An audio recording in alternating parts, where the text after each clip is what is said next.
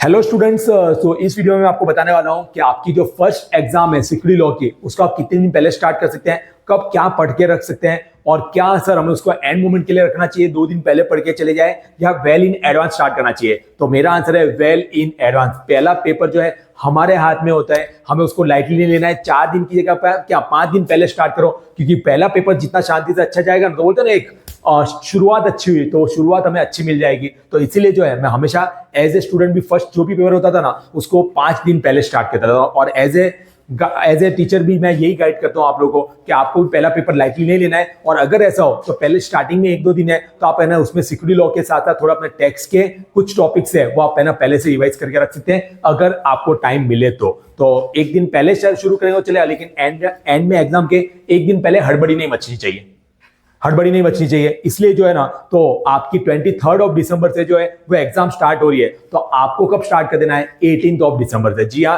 18, 19, 20, 21, 22। मुझे पता है 5 दिन नहीं चाहिए सिक्योरिटी लॉ में, लेकिन हमें चाहिए, हम करेंगे, हम पढ़ेंगे। क्लियर हुआ? तो एकदम आराम से थोड़ा थोड़ा करके जो है ना वो मैं आपको बताता जाऊंगा। तो सबसे पहले जो है ना आपको 18th ऑफ दिसंबर से जो है वो अपना सिक्योरिटी लॉ का स्टार्ट कर देना है। मॉर्निंग में उस दिन आप उठे, पहले जो सिक्योरिटी लॉ का पढ़ने का वो आप पढ़ के रख दीजिए। एकदम सिंपल रखा मैंने उसमें चैप्टर नंबर 1, 2, 3, 4 और हमारे नोट से अगर आप पढ़ रहे तो 4A, क्योंकि आपको पता होगा सेबी और स्कोर्स वाले चैप्टर को मैंने 2 पार्ट में डिवाइड किया हुआ है।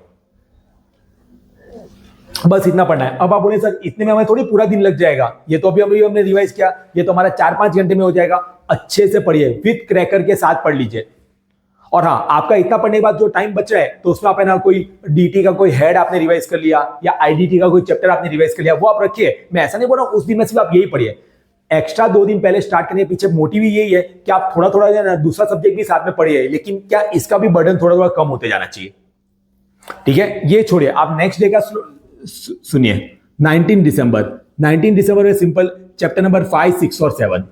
बस क्या सर 3 चैप्टर? जी हाँ, प्लस चैप्टर नंबर 1 to 7 का पूरा रिवीजन। आया ना मजा कि एक बार आप लोगों का हो गया, 2 ही दिन में चैप्टर 1 to 7 2 बार रिवाइज हो गया। इसमें आपको साथ में क्रैकर सॉल्व करती जानी है। Past examination question, 4 past examination paper होंगे, दिसंबर 23, जून 24, दिसंबर 24, जून 25। ये चारों ही पेपर जो है वो भी आप लोग को जो है वो है ना रिवाइज कर देना है। पार्ट 1 पहला कंप्लीट हुआ, चारों पेपर के पार्ट 1 कंप्लीट करके रख दो, ताकि आपको आइडिया भी लगेगा कितने मार्क के क्वेश्चन आते हैं, कहां पे ऑप्शन आते हैं, नहीं आते हैं, कितना टाइम हमें आपको वहां पे एग्जाम में लिखना है, अपियर करना है, ये सब चीजें आपको पहले से पता होनी चाहिए। क्लियर? उसके बाद 20th ऑफ दिसंबर मैंने सिंपल रखा, इसमें कॉम्प्लिकेटेड नहीं किया है। चैप्टर नंबर 8, 9 एंड 10, जिसमें आपका एक आईसीडीआर रेगुलेशन करके अच्छा और एक इंपॉर्टेंट चैप्टर भी आ रहा है। सिंपल।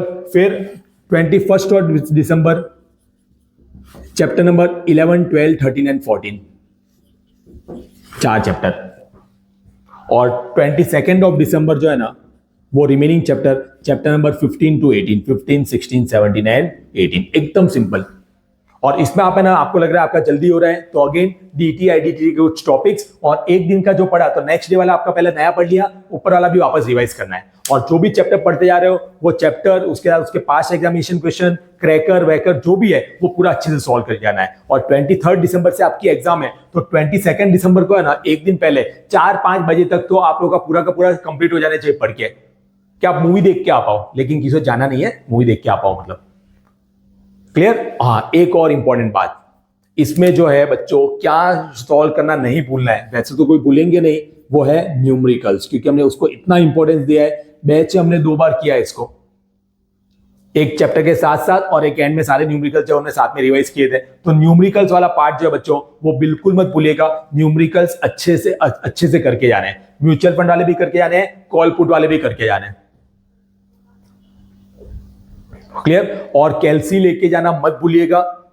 और उसमें जब न्यूमेरिकल सॉल्व करते तो एंड में वो आंसर रुपीज में लिखना है, परसेंटेज में लिखना है, वो भी आप ध्यान में रखिएगा। और पास्ट पेपर भी सॉल्व करके जाएगा। वैसे तो कर ही लिया आप लोगों ने, मॉक टेस्ट भी आपने लिखी दी है, लेकिन ये वो जिन्होंने खतरों के खिलाड़ी जिन्होंने कुछ भी नहीं किया है, तो मेरी एडवाइस, मैं जो एडवाइस दूंगा वो सभी के लिए रहेगी। डन। तो इस तरीके सिंपल सा शेड्यूल फॉलो करिए। एक दिन पहले इसलिए स्टार्ट कर रहा हूं, ये थोड़ा सा जल्दी भी है, लेकिन देखिए थोड़ा सा आप उसके साथ साथ दूसरा भी पढ़ सकते हैं। और एग्जाम के एक दिन पहले लोड नहीं आना चाहिए, मेरा इतना बाकी है पढ़ने का, कैसे होगा ये वो एंड ऑल। इसलिए जो मैंने इस टाइप का आपको शेड्यूल दिया है। बाकी अगर आपका खुद का बना हुआ है उससे अच्छा कुछ नहीं है, ये उनके लिए जिनके पास कुछ है ही नहीं, खुद का कुछ नहीं बना हुआ है। तो बाकी आप अच्छे से फॉलो करिए। कोई भी डाउट, कोई भी क्वेरी, ऐसा कुछ भी रह जाए तो आना, आप आराम से जो वो अच्छे से पूछ सकते हैं। Done, that's it from my side. Thank you so much.